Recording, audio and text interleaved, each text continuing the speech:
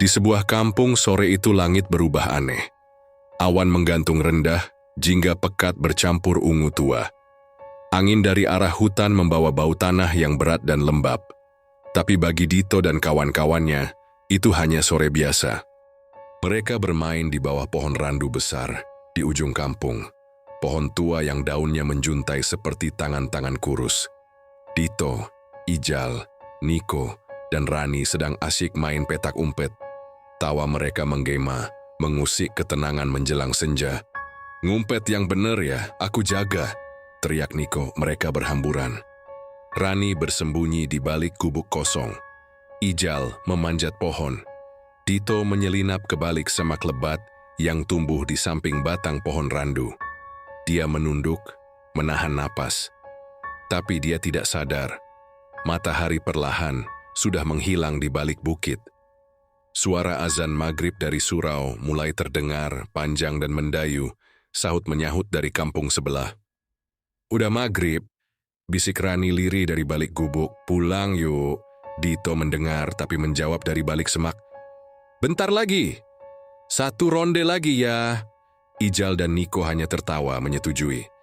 Tapi Rani dengan wajah murung memilih pergi. Dia lari kecil melintasi pematang, tak menoleh ke belakang. Saat Rani menghilang dari pandangan, angin berubah.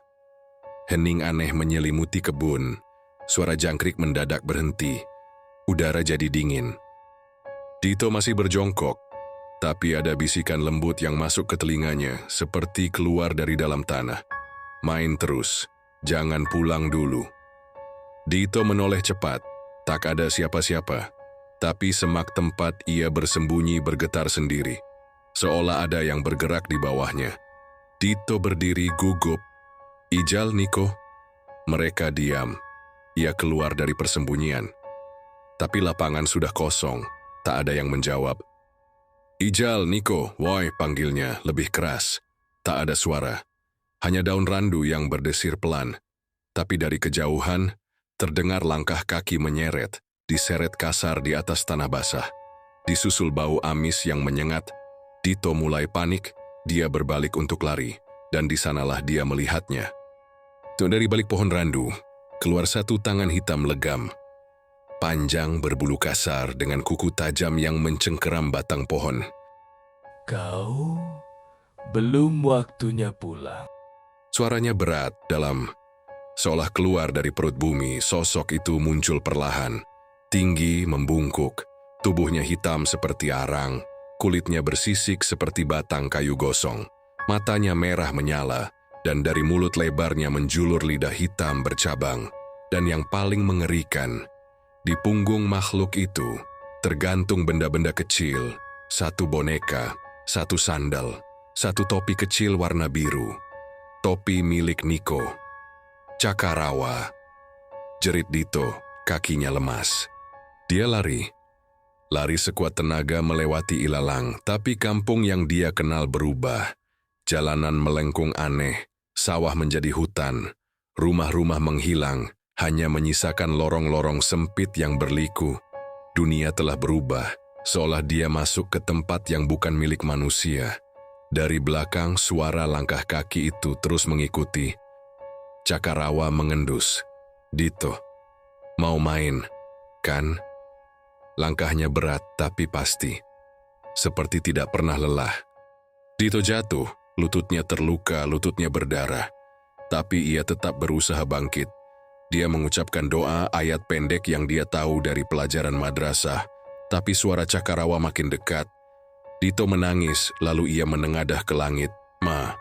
Maaf, aku lupa pulang."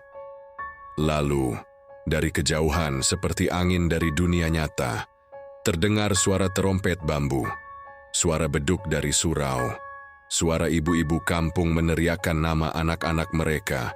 "Dito, pulang woi, udah maghrib." Suara itu membelah kegelapan, seperti cahaya. Cakarawa mendesis. Ia menyeringai marah, tapi perlahan tubuhnya mundur, masuk kembali ke semak, dan menghilang dalam kabut. Langit kembali berubah, jalan kampung kembali muncul. Dito berlari sekencang-kencangnya pulang.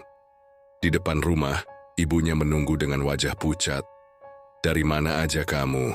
Ibu udah keliling nyariin kamu. Dito memeluk ibunya erat, tak berkata sepatah pun. Sejak malam itu, Dito berubah. Ia tak pernah main lagi menjelang maghrib. Bahkan ketika teman-temannya masih bermain, ia selalu yang pertama pulang. Dan ia selalu memperingatkan, kalau dengar azan maghrib, pulang. Jangan tunggu sampai Cakarawa datang. Dia suka anak yang lupa waktu. Sekali dia akan ajak kamu main selamanya.